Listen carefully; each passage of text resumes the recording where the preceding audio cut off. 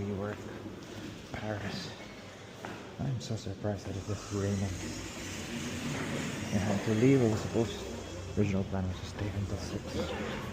But we have other plans. Instead, we have decided to go to the Louvre. Hang it in the Louvre. I've been outside of it twice. I've never been inside of the Louvre.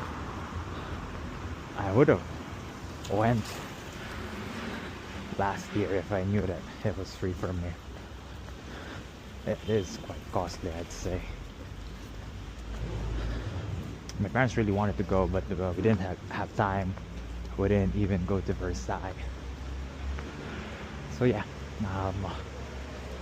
got to do some work done, got to edit, got to review on my last examination. Pretty productive, I'd say. Now we're walking. I did not expect it to rain. That's a big worry.